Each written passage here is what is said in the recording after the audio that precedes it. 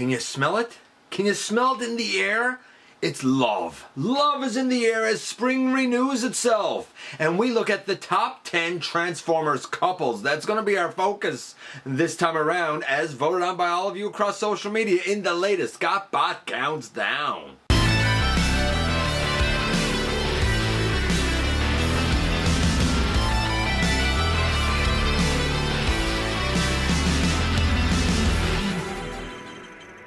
Hey all, it is Monday, it is Countdown Day here on the channel, and I am your host, your most humble of hosts, Dennis Moulton, aka GotBot. As always, man, please like, comment, share, of course, subscribe, and while you're at it, light them up, baby!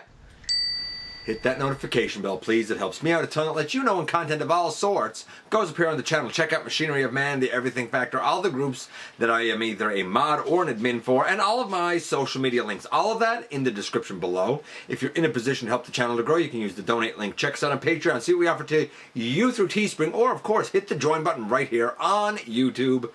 Become a channel member. And this is the top 10 couples in Transformers. Now, it's really interesting how this went, because when the question was first posed, it was with the auspice and the understanding that we were going to be talking about romantic pairings. And of course, in some cases, relationships are far more complicated and convoluted than that.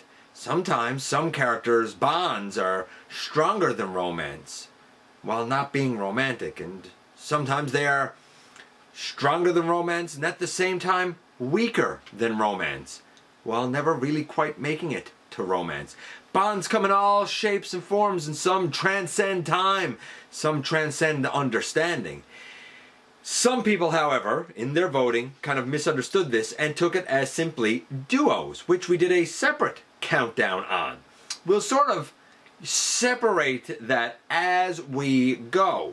You'll see as the list unfolds. But without any further ado, let's kick things off with the honorable mentions first. And of course, we have 5 honorable mentions. The first is Sea Spray and Alana. Kind of one of those things of a love that was never meant to be. You know, I mean, he's a robot and she's like an Atlantean, I think. And like he's gonna give up his robot form, and like maybe she could become one, and it wasn't meant to be, but they obviously had an affinity and a bond between them. Then we have Skids and Nautica. I assume that must be from IDW. I'm not familiar with the character of Nautica. I don't know how much love Skids had in IDW, other than to know that he blew himself up, and then the one person, maybe Nautica, I don't know who it was, that like cared about him or knew about him, wanted to forget about him. I don't know. Poor Skids. He always gets the raw end of the deal. Orion, Pax, and Ariel. To a degree, one could argue that they are the same as Optimus and Elita, but there were a lot of votes that came in for their pre-Optimus and Elita, explicitly talking about Ariel and Orion Pax, so I counted it separately. Giga and Mega I thought was a really interesting one. Again, I see that more as a pairing, but, you know, to each their own. I guess it makes sense. And RC and Greenlight, I don't know that pairing. Again, I think it must come from the comics. To be fair, as this unfolds, you'll see that there is a huge slant here toward the comics, but that's not where we begin. We're going to kick things off naturally with number 10 first. Now, number 10 I don't have any plastic representation for, because it's not a particular character that I'm a huge fan of, and the one plastic representation that I have of this character isn't the one being talked about here. I am going to the Unicron trilogy, and specifically I believe it's Armada when we look at Hotshot and the little red sports car. We all know that Hotshot had many interactions with this little red sports car that was not a Transformer. I think it was owned by, I think the human's name was Kelly, I believe. And he was smitten with this beautiful little red sports car, who of course was not a sentient robot, but that didn't stop Hotshot from trying to hit up a romance and a conversation whenever he had the opportunity. Enough people remembered Hotshot trying his best to create a relationship with the little red car, that he was able to solidify himself, or they were able to solidify themselves, if you will, at the number 10 slot. Now, number 9 is an example of a couple that's not really a couple, that have a relationship that absolutely transcends more than just romance. I'm talking about Ratchet and Drift, specifically from the IDW comics. And each of these represents something very deep, meaningful, and complicated to the other. In Ratchet's case, he repaired this guy, and then he went on and took out a bunch of Autobots. So in Ratchet's mind, there's that guilt over, I'm the reason that, I'm a doctor, yet I'm the reason that so many of these other Autobots are no longer with us. So, he holds on to that guilt, and he's not able to forgive Drift for the things he's done. At the same time, for Drift in his road to redemption, back from being Deadlock to become someone better, something better, his ultimate, measure of redemption will be forgiveness by Ratchet. They almost love each other, they almost need each other, but at the same time, they can't reconcile peace with each other. The relationship is one of the deepest, most engrossing relationships in all of Transformers. They love and hate each other all at the same time, and for that reason they take the number 9 slot. Now at number 8, there actually isn't a whole lot to say when we look at Firestar and Inferno, or Nova Star if you will. They are considered a pairing. I mean, even in her bio it says that she is a close friend of Inferno. They were sort of established to have a link and a connection when the female Autobot Resistance was first introduced in G1. It's too bad that it was never more extrapolated on, but there's kind of a simmering under the surface understanding that these two had a close bond, a close relationship, probably romantic somewhere along the way. And because they were one of the first relationships, one of the earliest relationships, and maybe because of the unified red color scheme, I don't know, enough people remembered these two as a couple that they were able to take the number 8 slot. Now number 7 is somewhat similar to number 8 in that this is one of the earliest Transformers couples as established during the episode with the Autobot female Resistance. But over time and subsequently, we've sort of had a little more fleshing out of this duo. I'm talking about the couple of Ironhide and Chromia. They are romantically involved. Chromia is sort of established as the girlfriend of Ironhide. Why are they so bonded? Well, they are both great fighters and great military kind of strategists. Both are kind of first lieutenants to their respective commanders, Optimus Prime and Elita 1. They share an affinity for the battlefield and an affinity for bravery. So they are linked both by battle, both by common interests, and by love. And for that reason, they take the number 7 slot. Now at number 6, we have a couple that starts out as an affinity, maybe somewhat like a mentor-mentee. It quickly evolves into some sort of love that I don't know is ever actually explained overtly, but it becomes so deep and so engrossing that it could be argued that these two are actually two halves of the same spark, or the same soul if you will. I'm talking about Tigatron and Airraiser, and we know that later on they would become one character. They would become Tigerhawk later on, but their relationship evolved from kind of getting to know each other to the point that they become one entity, one mind, and one body. When you have love and a relationship that deep develop, how can it not have a slot here? And enough people agree that these two took the number 6 slot. And come on, you know where we are. You know where we are. We are at that, wait for it, halfway mark, baby. That's right, halfway mark. And this is, again, a reference back to the IDW comics and I just dropped a member of this relationship. And a relationship that again just transcends the idea of romantic love.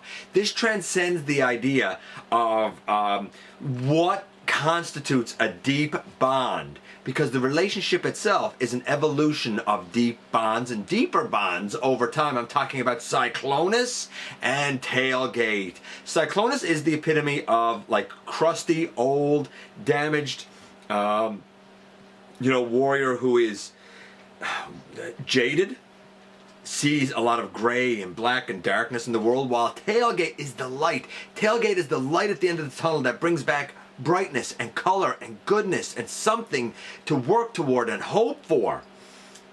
It is Tailgate who, some might argue, almost saves Cyclonus's life by giving him a reason, giving him a life, giving him something other than kind of everything that's just been.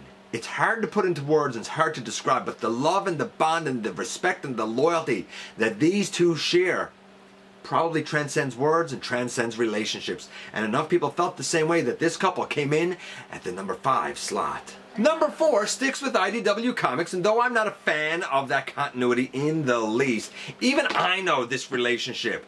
It is touted as the first ever same-sex relationship between Chrome Dome and Rewind. I don't know. I mean, some of them, they're robots. Do they have gender? That's a whole debate. I tend to think that some of the robots identify as masculine, some as feminine, but at the end of the day, they're robots. Look, I don't care how you want to cut it. The bottom line is this. Rewind and Chrome Dome in the comics develop a enormous relationship and bond. Their lives are so intertwined that us as the reader, as the fan, almost can't imagine either one existing and going on without the other. That's how much they kind of become dependent on each other.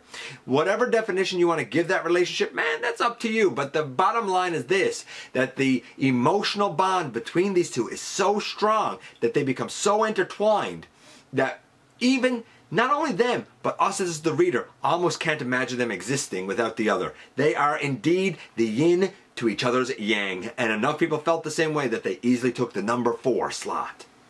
Number 3 is an oldie but a goodie, taking us back to G1 again, although we have seen this relationship revisited in other continuities and timelines over the years. I'm talking about RC and Springer. Springer, representative of the bad boy from the bad side of the tracks, and RC, attracted to the bad boy who breaks the rules from the bad side of the tracks, while also being attracted to the somewhat egotistical and powerful leader of the Autobots, Rodimus, or Hot Rod if you will. She kind of dallies between both and probably never really commits fully to either. And I don't know if Hot Rod or Springer would be fully comfortable with her committing totally to either one of them as well. There's always romanticisms, flirtations, and underlying emotions that tie these two together. But I don't know if they ever truly get completely fleshed out. Nevertheless, they have become so synonymously associated with each other that there's definitely a link and a connection and an emotional bond that cannot be denied. And enough people felt the same way that they took the number 3 slot. And here in the top 2, at number 2, comes a couple that perhaps has one of the best, if not the best, relationship story arc in all of Transformers, certainly all of televised Transformers. I'm talking about none other than Black Arachnia and Silverbolt. Like their story arc transcends series. I love how this plays out because you have Silverbolt early on, who is obviously attracted to Black Arachnia, and he sort of dotes on her and is almost a bit of a sucker for her. And slowly she warms up to him. But in reality, what's really happening under the surface is that this Maximal sees within her the good that can be. Remember, she started out as a Maximal spark that was somewhat poisoned. And it is a redemption story of him showing her the goodness inside of her that she can't see. And then when we go to Beast Machines, it's the other way around. This time it's Black Arachnia who has the challenge of showing Silverbolt the good that was once residing within him so that he can find his way back to who he once was and back to the love that they both shared. It is one of those relationship stories where you want them to be together, but they're always encountering obstacles, and you always hope for the best for both of them. They just need to be in love at the same time, in the same way. And for that reason, because enough people saw that story arc as brilliant, as do I, these guys easily took the number 2 slot. And that only leaves us with 1. And at number 1, we have a couple that transcends just relationships and feelings. There's an intuitive nature to their bond that transcends body types and probably transcends consciousnesses. Whoa, that's a hard word to say. It has been revisited through many continuities, and it started back in G1. These characters have at times all but given each other their lives so that the other can live, so that the other can be safe, so that the other can flourish, because that is more important, and that is true love, and that is represented by Optimus Prime and Alita 1. She uses that special skill of hers to save him, knowing it was going to completely drain her spark. And the only way to save her was with Optimus' spark. Going from there, right up as recently as the War for Cybertron trilogy. While she does question Optimus, in a lot of ways, Alita implicitly trusts him. She knows that there's something inside, that the potential is there, and that he should be trusted. Even if she questions him, it's really more like a check and a moral compass than it is outright defiance, because she knows that at the end of the day, he's doing what he has to do, and he's probably right. She believes in him. And that is a huge measure of love, when you believe in the other person or the other bot. Their bond started as Pax and Ariel. It has gone right through to Alita and Optimus. It has transcended generations, transcended storytelling, and transcended fiction. And enough people immediately thought of these two when I brought up Transformers couples, that they have to take the #1 slot. And there you go, man. 10 down to 1 once again. I don't know. Some of the votes were weird, like Starscream and himself I thought was hilarious. Springer and the Floor. But then we had like Grapple and Hoist. I don't see that as a romantic couple. I don't see it as a couple. That would have been more like a duo when we done that countdown. Hot Rod and RC had some. Punch, Counter Punch, I mean, that's the one guy. Rack and Ruin, I see them more as brothers than anything else. The Fallen and Soulless Prime had some votes. I thought that they were going to make it. I would have loved to have seen that. Kind of a beautiful, tragic story there as well. Powerglide and Moon Racer. And what's one more that we could throw down here? Knockout and his buffer. Like some of them were a bit iffy, but it was fun. Let me know where your favorites fell on the list, or if they even made them. I appreciate you guys coming by, giving me some of your extremely valuable time. I do know how important it is to you. If you are in a position to help the channel to grow, you can use the donate link. Check us out on Patreon. See what we offer to you through Teespring, or of course hit the join button right here on YouTube. While you're at it, hit the subscribe button. Stick around and have some fun with us. Don't forget that somehow, some way, each and every single day, you do make a difference. And I look forward, baby, to the next time that you and I get together to have another visit, either in the live streams on Thursday nights at the stop motion premieres, or the old-fashioned way right here inside the videos.